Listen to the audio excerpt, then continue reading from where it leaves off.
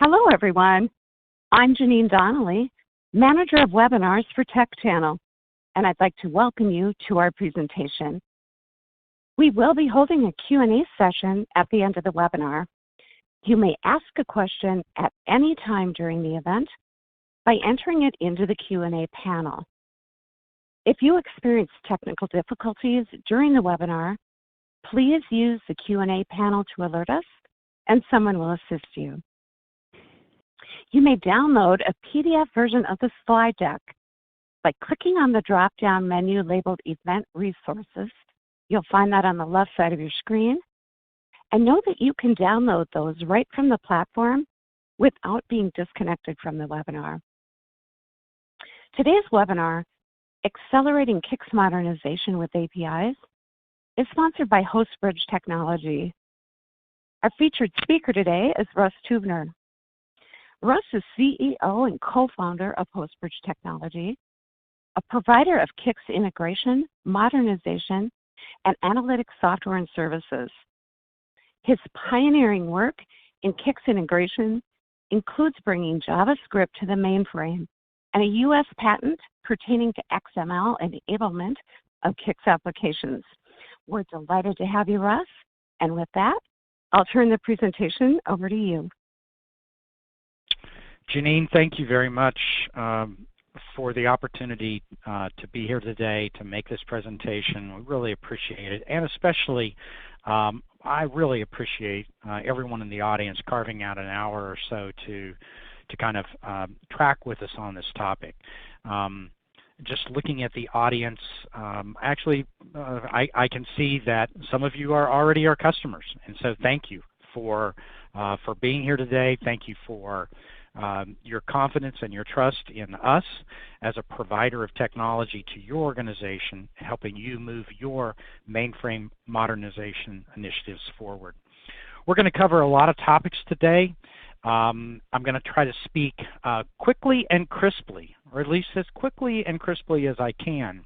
But you'll notice that these topics are near and dear to my heart.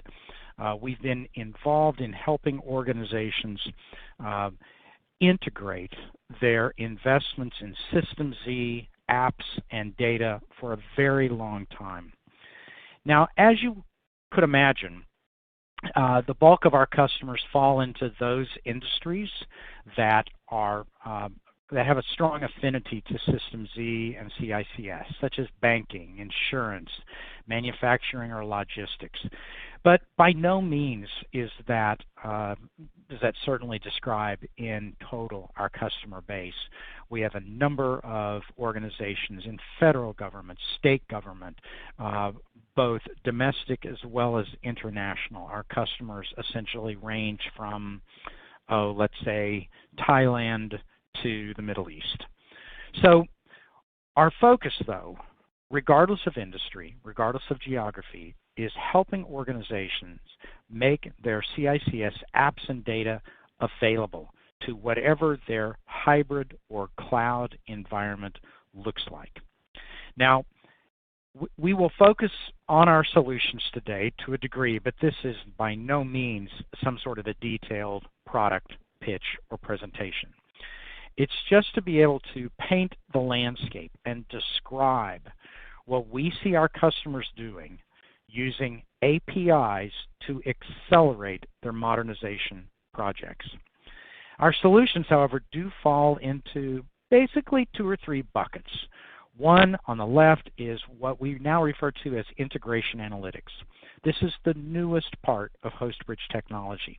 And honestly, it became a thing at HostBridge because of a phone call from a customer who called us and very eloquently stated a need, a problem they were trying to solve, but they didn't have the analytics data to help them meet that need and figure out the answer. And so we collaborated with them over the past few years to stand up a new product offering that we call HTAC that helps organizations see kind of the end-to-end, we call hybrid application analytics. And of course, then we have kind of what we think of as our crown jewel, our integration software platform, HBJS. It runs on the mainframe, under CICS, and on the zip. Its focus is allowing organizations to simply and easily create APIs that encapsulate their legacy applications. And then we have a number of boutique products exemplified by the box on the right, such as our HostBridge socket support product. These have been developed to help very specific organizations who have a very targeted investment in certain technologies, such as sockets. There are a number of organizations who have very robust applications built around using CICS socket support, and we created HostBridge socket support to help those organizations save money on their mainframe. But let's pivot here. Let's talk about modernization. And just kind of rhetorically answer the question, who said this was easy? Apparently it's not, because when customers, virtually every survey that we see published by anyone, doesn't matter if it's a research publication, Google, Microsoft, whatever, the failure rate of modernization projects is really, really disturbing. Now, we see this, and in fact, after many modernization projects fail, our phone rings. We wish we were on the beginning end of some of our customers' journeys, not the tail end, but nonetheless, this is a problem. The fact that modernization projects are failing and failing in extremely expensive ways. This is a real concern. But underlying that are really a number of dilemmas in and around this whole mainframe modernization topic. Which approach do you use? We'll look at those in a second. What are the trade-offs that you're forced to make in terms of risk or time frames or cost or complexity? And for that matter, where do you start? So many organizations that begin a mainframe modernization journey somewhat begin with the premise that to gain value, they need to boil the ocean. And our view is nothing could be further from the truth. And our analytic data proves it. But let's, first of all, use an outside objective source, Gartner, to really position this whole topic of mainframe modernization, and particularly around legacy systems. Gartner has done a really good job of kind of looking in the marketplace and kind of reducing all of the various options and alternatives to 7. Might be nice if there were like only 3 or 4, but the fact is, yeah, there really are about 7 that seem to bubble up. And what they've done is they've graded each of those on three categories: cost, agility, and risk. So on cost, from lowest to highest; agility, highest to lowest; risk, lowest to highest. Now, what you see here on the left is essentially their grade that they assign, or their assessment that they assign to each of those approaches. So, as an example, encapsulation. Their definition of that is leverage and extend the application running on the mainframe by encapsulating the data and its functionality around an API. Now, we put that in a big orange box there simply because that is our approach. And I guess we're also happy to say that, according to Gartner, it has the lowest cost, the highest agility, and the lowest risk profile. Now, just to understand the way the chart works, go down to the bottom where you conceive of a complete elimination of the former application componentry and replace it with something else. Not to say that's bad, but it's just to say when you go into a project like this, you have to realize it does have the highest cost, it does have the lowest agility, according to Gartner, and it does have the highest risk. Now, the other thing I want to just say is that we do not, every customer that we're involved in is not just picking one of these and saying, okay, we're good, we're going to modernize and we're going to use number 1, encapsulation, or we're going to use number 4, refactoring, or number 7. No. What they say, what our customers do is they use our technology to encapsulate, and we'll talk about this, they use that encapsulation around an API to create what we commonly refer to as a pivot point, a point where now they have options. And from there, they can either rehost, replatform, rebuild, replace, whatever, but they do it behind the API. So what I've said thus far is that we are an example of number one, where our technology allows organizations to encapsulate their existing CICS app and data functionality behind an API. And this whole presentation and the title of it kind of begs the question, okay, if acceleration is the objective, what's the solution? What are we trying? What's our point? What's our view? Well, our view is very clear. It's all about effective deployment of APIs on System Z. Now, we've been at this a long time, and to be sure, a decade ago, when I was giving presentations like this, I actually had to kind of describe what we meant by an API, what the value proposition was, how they work, how they can be used to organize resources and design around within the organization. Today, we're way beyond that. Now it's a given. No one, in fact, no one disagrees. It doesn't matter if you're Google, Amazon, Microsoft, any mainframe vendor, IBM, whatever, we all agree.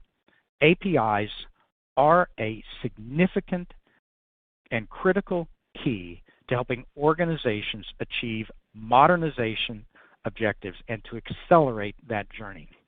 APIs create reusable building blocks. They allow organizations to evolve. And that third bullet, again, I just want to camp on. This is what we see our customers doing. They are using our product to create APIs that give them the so-called pivot points.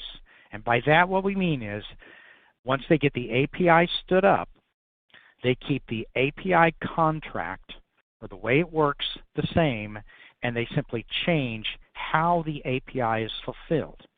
So maybe on day one, the API is fulfilled by running a handful of CICS transactions and accessing some data off DB2. Great. But maybe that becomes a high-use API and the organization wants to refactor it. Or heck, maybe they want to rehost it. Maybe they want to actually move the app and data somewhere else. Well, the fact that they've stood up an API and created a neutral boundary, now that gives them that ability to pivot. They can keep the contract the same and change how the API is fulfilled. That's what we see our customers doing. Now, I wish I didn't have to put this slide in the deck, but I do and I will. I want to talk to it. Because as soon as we talk about APIs, we enter kind of a murky area. And that is, well, what do we mean? Because in some organizations, there are people who believe that, who might take the position that, well, maybe having an Excel spreadsheet use terminal emulation and screen scraping to interact with the mainframe application. They might refer to that as their, quote, API. Well, we would adamantly disagree. Terminal emulation and screen scraping in 2022 is not the way, it's not anyone's idea of effective integration. And it certainly does not meet muster as to even being an API. Besides the fact that it's the most brittle form of integration one could conceive of and carries with it the highest possible overhead. So if it's not that, what is it? Well, over the last decade, we saw a lot of organizations create what we now would refer to as a technology API. They had a COBOL program, or a VSAM file, or a DB2 table, and they created an API around just that one artifact. So they wrappered specific apps or data. Well, the problem is that there's usually, what would you say, there's a misfit. There's a disconnection between usually what one artifact does and what an API contract must fulfill. Now, if you happen to be the lucky person or the lucky organization who happened to write a COBOL program that, if you put an API around it, meets the modern functional requirements of an API that your business people require, you are very lucky and you are the unicorn. That's not par for the course. That's not what's typical. So what we're seeing is that organizations over the last decade, they cut their API teeth around creating these very implementation-specific, technology-specific APIs.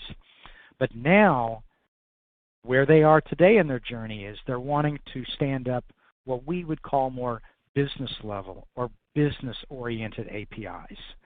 So instead of the API being invoke COBOL program ABC, the API is really invoking a function such as get customer account summary. Well, to do that, you might need to be able to, or you might need to touch a number of transactions, a number of programs, multiple data elements in various DB2 tables to really achieve a business or to fulfill a business level API. So we'll talk more about that in a second, but I just want to say when we talk about modernizing with APIs, there are many options and there are also many pitfalls. And we believe fervently that at this point in time, organizations should be building an API strategy to achieve modernization around the creation of higher level or business level APIs. Now, with that as background, let me just camp on again this idea of a pivot point. Because this is, I mean, I wish I just invented this whole thing, but frankly, this is what we see our customers doing. And this is their vocabulary. What they're doing is they are creating business level APIs to create loose coupling across systems. So all of those things on the left in their organization, in their hybrid cloud world, whether they're written in JavaScript or C# or they're running in the AWS cloud or written in Java, or maybe they're coming at the mainframe from an RPA platform or a low-code, no-code platform, whatever it may be. They have all of those componentries outside the mainframe interacting with mainframe components comprised of COBOL, DB2, vSAM, screen transactions across an API implemented using HBJS. And their experience is that this is simple, accessible, fast, secure, and very low risk. Now, let me go to the next slide because I want to just unwrap our perspective. I mean, this is really the three dynamics that we see occurring in our customer base, and they are the dynamics that are shaping our product offerings. So that orange box at the top, we need to talk about, and that is that APIs are moving to be more business-oriented and top-down, period. I mean, the last decade, as we observed, organizations were standing up very technology-specific APIs, APIs that took on the characteristic, the attributes of the current program or data source that fulfilled the API. But now APIs are clearly becoming business-oriented and top-down. That changes a lot of things. Specifically, the box in the lower right, what it means is that we need some mechanism, or actually let's look at the one on the lower left. To create a business API, what that means is you have to have some capability to orchestrate multiple CICS, apps, and data. In other words, if the API says get customer overview, then how do you do that? Well, at most organizations, there's not a single program, not a single table, not a single transaction that gives that complete synopsis of a customer. So they need something that orchestrates a few different assets. They might need to go to multiple DB2 tables, run a few COM area programs, or maybe even go to a couple of terminal-oriented transactions. And then the sum total of those activities will be amalgamated or combined, and that becomes the output from the API request. So we know that business APIs drive the need for orchestration. Well, now we're in the box on the lower right, which is, okay, great, let's talk about orchestration. Now, you have essentially two choices when it comes to orchestrating CICS, apps, and data. You can do it off the platform, or you can do it on the platform. We believe that the data is strongly states, and customer experience states that doing that orchestration on the platform is clearly the most efficient. Because if you do it off the platform, what happens is you begin flooding the mainframe with all sorts of discrete requests. That drives the operational load of the mainframe up. And the orchestration can never occur any faster than the speed of the communication links between what's driving the orchestration and the mainframe. We have one customer, for example, who their servers are in a big server farm in Chicago. Their mainframe is in Dallas, and they do a lot of orchestration running on their servers of their mainframe in Dallas. Well, guess what is monopolizing that 1 gig communications link? It's all of the chatter back and forth between the servers trying to automate very fine-grained apps and data running on the mainframe. So we have entire presentations on this topic, but let me just summarize by saying that orchestrating CICS, apps, and data on the platform is clearly the most efficient. And those three principles are what guide our design and our implementation around our platform called HBJS. HBJS runs on Z, under CICS, and on the zip. Thus, it has the most robust and least costly operational footprint that you could ever imagine running on the platform. And then once there, then it is then putting forward, or it is servicing API requests from whatever, from your enterprise automation platforms, from WebEx, from mobile devices, from RPA platforms. Our customers, there's just not enough space on a slide to be able to document all the things that our customers drive their API requests to the mainframe from. Let me put a little meat on these bones, however.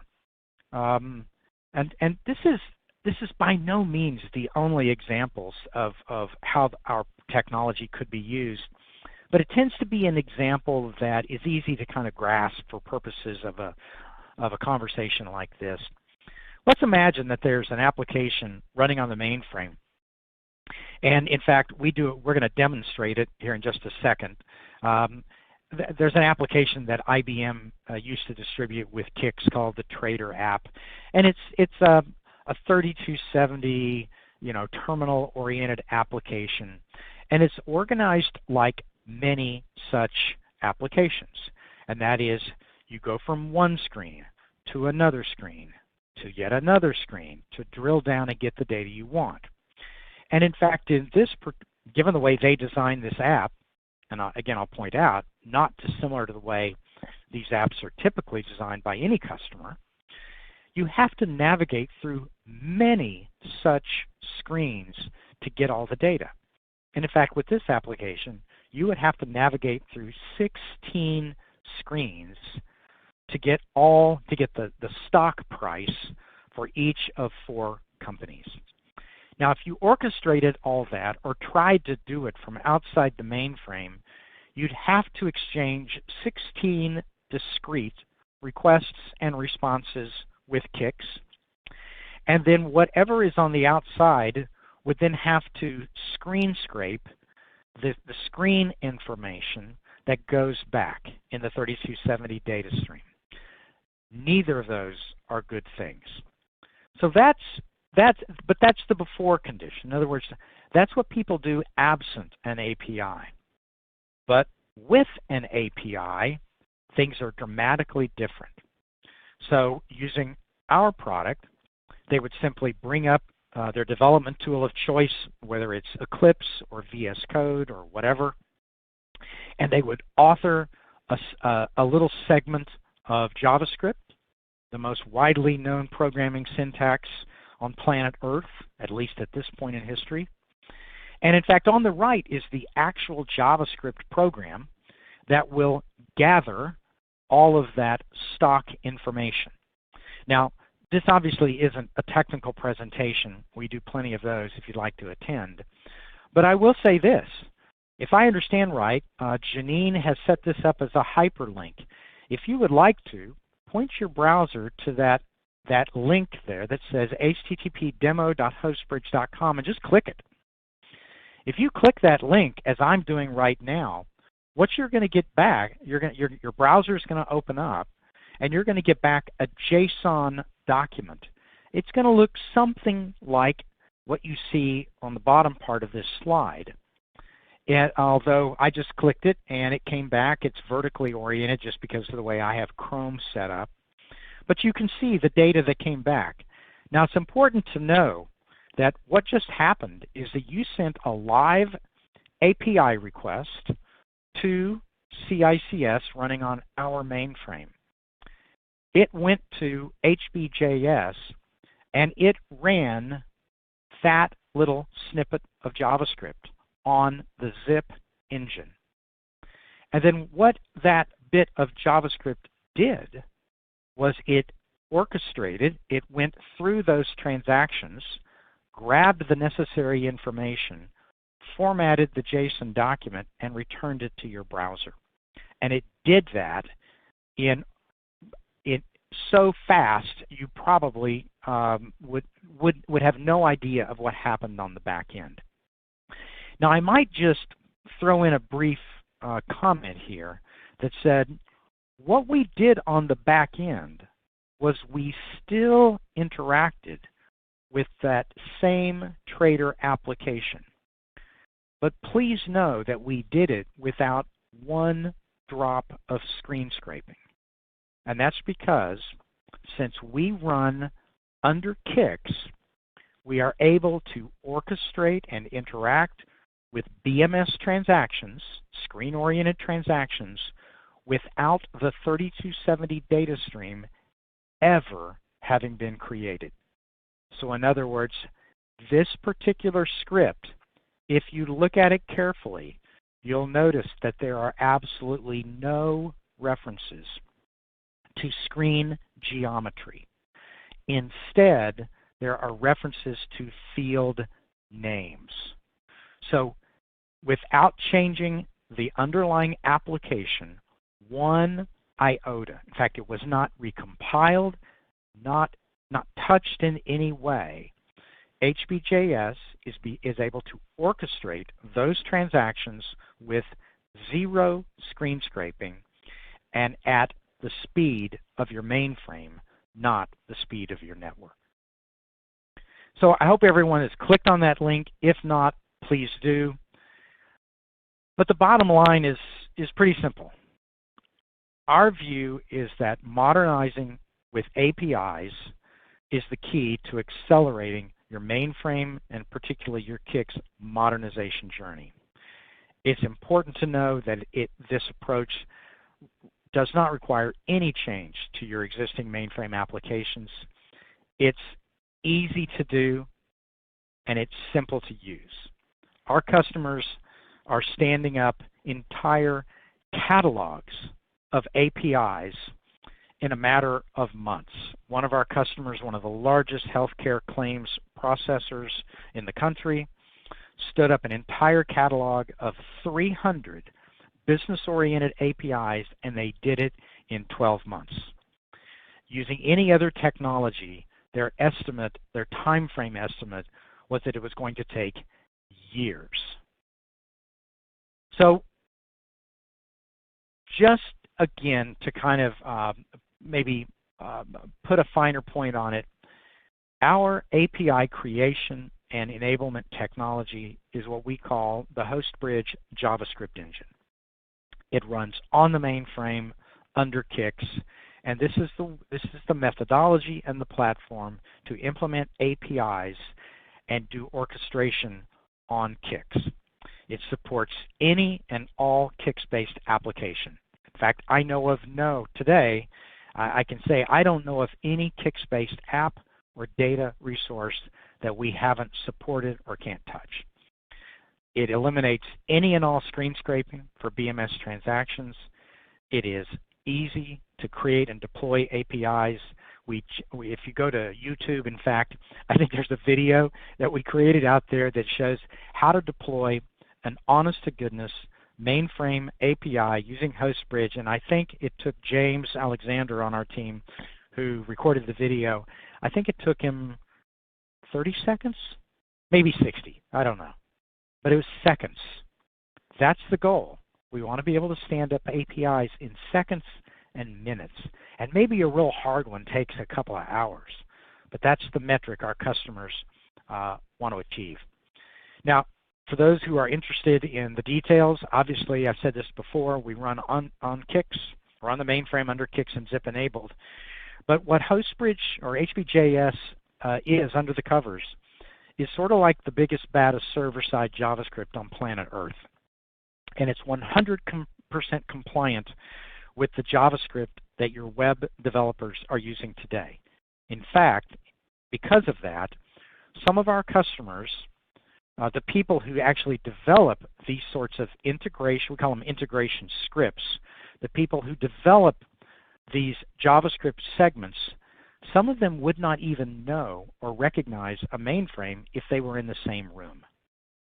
That's acceleration.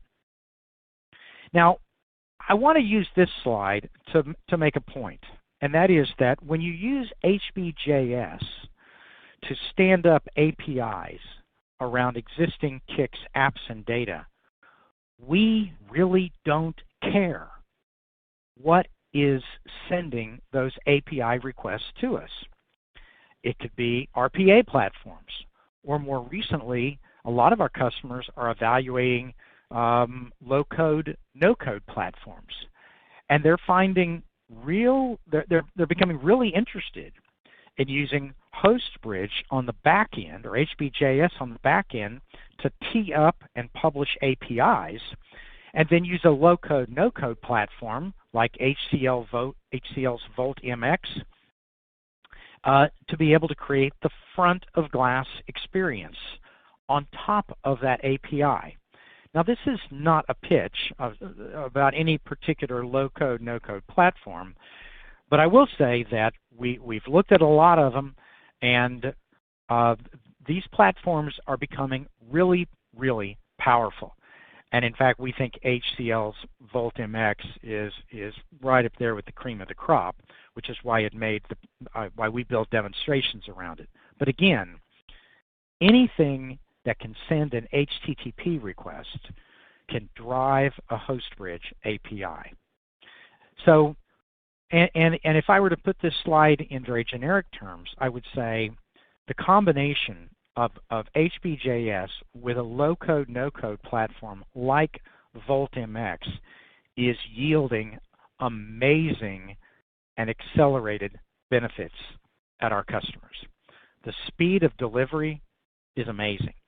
The cost effectiveness of the whole development and deployment process, sometimes I don't even believe the metrics our customers give us relative to their old ways of doing it. It's so much more cost effective. And what they like about it is that they don't have to give up anything in terms of performance, because HostBridge is optimized for the CICS and the System Z environment. It's running on the zip, so the performance is guaranteed. Let me move on to just some experience in the field. I mean, I can sit here and give these presentations all day, every day, but frankly, the words of actual end users mean the most. So I'm certainly not going to read these, but if you would take the time to skim them, it'd be great. They all speak to what I think is one principle or one observation, and that is that customers are using this API modernization approach and using HBJS to dramatically accelerate their mainframe modernization initiatives. And they all come back with metrics.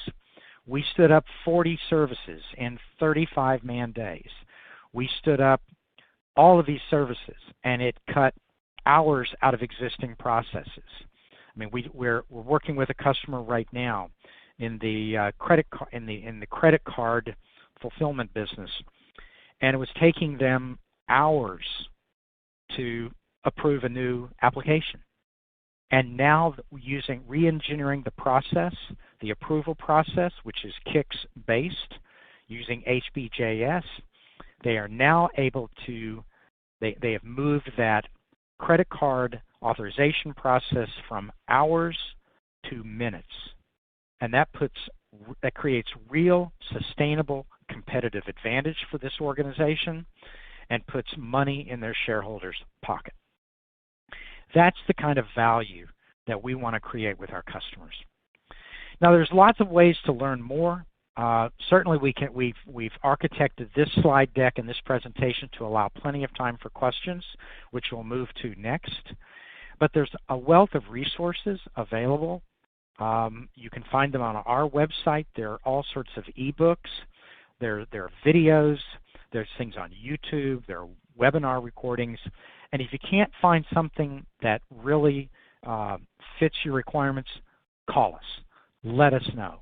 I mean, we are here to serve you in your mainframe modernization journey. So please feel free to call Farrell Johnson or call me. I'm fair game too. So let us know. Whatever we can do to answer your questions and help accelerate your mainframe modernization journey for your CICS applications, we want to talk to you, and we'll help you any way we can. Janine, with that, I think I'm going to take a sip of water, take a breath, and let's move to some Q&A. Hopefully, this presentation has at least got the mental juices flowing, and we've got some questions out there. We do have some questions. And before I kick off, Russ, I just want to remind those folks who joined late that you can download a PDF version of the slide deck. So check out Event Resources on the left there. Click on that drop-down menu, and you can download the deck right from the platform before we are done today. Okay, Russ, here we go. First question, we have ZOS Connect, which provides API capabilities. Can we do all these things you've discussed with ZOS Connect? First of all, whoever wrote this question, thank you. Because we have a very close working relationship with the ZOS Connect folks. And why? It's because the answer to the question is no. ZOS Connect is a wonderful product, and it allows you to create an API on a single CICS artifact. So it is an example today of a product that lets you create a very technology-oriented API. It lets you put a great API. It's a great tool, but it lets you create an API around one program. So let's say you have a COBOL program and you want to create an API around it. That's great. ZOS Connect can do that. But remember, what ZOS Connect enforces is a one-to-one model. One API request invokes one activity on the mainframe. One COBOL program does one DB2 operation, does one MQ operation. But what if to fulfill the API, you need more than that. You need to run a terminal-oriented transaction, which ZOS Connect does not support. Or what if you need to run 3, 4, 5, 100 COM area programs to fulfill an API? Or what if you need to do kind of a hybrid case? Our customers, in order to fulfill a business-oriented API, frequently need to run a handful of programs, link to those programs. They need to run a couple of terminal-oriented transactions, perhaps to query something. They need to go over to DB2 and log something. That's a hybrid case. That's a one-to-many case. And in that situation, that is not what ZOS Connect does. And I'll let you fill in the mental. You can connect the dots as to why we might have a very good relationship with the ZOS Connect team, because they recognize that organizations, as APIs are becoming more business-oriented, more top-down, not bottoms-up, that organizations need orchestration. In fact, I had the privilege of speaking at an IBM conference late last year with Anthony Papageorgiou, the former ZOS Connect architect and product manager. And what we were doing was explaining to both of our customer sets and anyone at TechU to not think of these products as antithetical. Don't think of them as either or, because there are some excellent use cases and a growing number of use cases where to solve the business requirement, you're going to need both something like ZOS Connect, and you're going to need something like an orchestration engine like HBJS. Janine? Very helpful. Thanks, Russ. If there's another question on that, if anyone would like to dig in on that, I'd love to say more, but maybe we can move on. All right. Next question is, are APIs still a good option if our plans are to migrate applications completely off the mainframe? Yes, absolutely, unabashedly, yes. We have customers doing this today. Now, mind you, our code runs on the mainframe, but that doesn't mean that if you get us involved in a project, we're gonna try to do something contrary to your organization's or like that's somehow contrary to your strategy or tactics. We work with many organizations who are actively moving apps and data off the mainframe, or at least that's their stated intent. And what they do is they stand up the API, they fulfill the API using the existing artifacts, and then again they use the API as the pivot point. Once the API is stood up, then now they've decoupled the way in which the API is fulfilled from the end or from the applications that are consuming the API. And now that they're decoupled, they then can refactor the API. Maybe they do want to convert that COBOL code to Java, or maybe they do want to move that data off the mainframe into the Amazon cloud. Whatever they want to do is fine. So our point is that even if your strategy is to migrate apps and data off, APIs are still your best first stop in the modernization journey, because that's where you achieve the fundamental decoupling, and then you can, for lack of a better word, if you really want to move apps and data off the mainframe, now you can do that in a fashion that is decoupled from the organization that's consuming those APIs.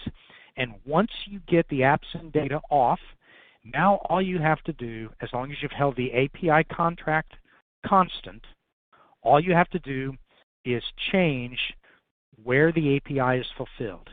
Change the IP address, but keep the API boundary the same. Great. Okay, next question. It's actually a twofold question. Two separate questions.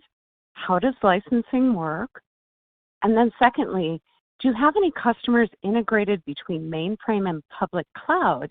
And if yes, what are the typical challenges noticed over on-premises deployment? Those are both great questions. Janine, I was thinking about the second, and answered the second question already. Tell me the first question again. How does the licensing work? Oh, licensing. Well, it's running on the mainframe. What we typically are, we try to license it. We have a very flexible model. We try to license it based upon your business requirements. So we have some customers who are interested in an enterprise license. In other words, and that means that they will use HBJS as a strategic tool to create APIs around the full inventory of all applications on their mainframe. We have other customers who will say, no, I have 20 different applications, but I only want to start by building APIs around 3 of them, or 2 of them, or maybe even just 1 of them. I want to dip my toe in the water. Our approach to that is fine. We'll construct a license that is application specific, and then once you're happy with that, then hopefully you'll be so happy that you want to expand that license to encompass other applications. So all to say, it's a very flexible model. We keep it that way because we understand that every organization, all of our customers are at different places in their mainframe modernization journey, and so our licensing model needs to respect that. The second one was how we interact with public-private cloud. Well, first of all, our code is running on the mainframe now, and for some of our customers, that means it's running on premises, and to some of our customers, they think of their mainframe as already running in the cloud. So we already kind of have a vocabulary and a nomenclature challenge, because for many of our customers, the mainframe is an active part of their hybrid/cloud environment. However, I'm just going to imagine, for purposes of this question, that cloud is being used here as a placeholder for things not on the mainframe. And we've seen many customers approach this different ways. So they might actually drive an API request to a service deployed on AWS or a service deployed on Azure, and then a service there might drive another API request to us running on the mainframe. But we've also seen it the other way, and that is that once you drive a service request to HBJS running on the mainframe, yes, we can orchestrate any and every type of CICS artifact, but we can also send an HTTP request out of the mainframe. So we have customers who are building services that as they build that service, they not only use artifacts running on the mainframe, classic sort of artifacts running under CICS, but they also have the service send outbound HTTP requests to either on-premises or cloud-based services to grab data. So maybe, for example, a request comes in. I'm just kind of making up an example here. They go to DB2, they get some data, but let's imagine they're using a cloud-based data quality service. And so now before they render that data coming back as the API response, they want us to send an HTTP request over to a cloud-based service, run that through an address scrub or something like that, kind of a data quality scrub, bring that response back, have that augment then the response that goes back to the request that came to HBJS. I said a mouthful, and I wish I had a whiteboard with me, because if I did, what you'd see me draw is a diagram that shows kind of you can mix and match these things however you wish. So all of our customers are in some phase of a journey where they are kind of rebalancing and rethinking what apps and data live on the mainframe, off the mainframe, what apps and data live on-prem, off-prem. And so what you'd see is kind of a matrix where our customers are really kind of connecting the dots as they should be at any given point in time based upon their current deployment strategy. Great. Okay, next one. If the CICS transaction is going to read DB2 data alone, IBM DB2 REST APIs are in the marketplace. So can we say HBJS can be used for other than DB2? Well, that's an excellent observation. That yes, there are REST APIs, and DB2 supports that. But again, with all due respect to that capability, I would say that customers who are doing that are in fact using a very pretty much of a technology-oriented API, right? So yes, does DB2 offer the ability to be able to fire in REST APIs to go into DB2 and do a query and bring back a result set? Absolutely. And if that's all you need, fine. But what our customers are typically trying to do is to do more than that. So they might send a request to HBJS, and we might do some degree of orchestration, and it might involve multiple DB2 operations, not only on the read side, on the write side, and yes, they might touch some sort of a CICS artifact. So I guess a fair and balanced answer to the question is if the sum total of what you want to achieve in the service or the API can be fashioned as a DB2 stored procedure, and you can do everything there, then yeah, that's a great alternative. But to the degree that you want to be able to embrace programmatic or data artifacts that live in a domain other than DB2, then HBJS is probably the right launching point for that API. Got it. Okay, next question.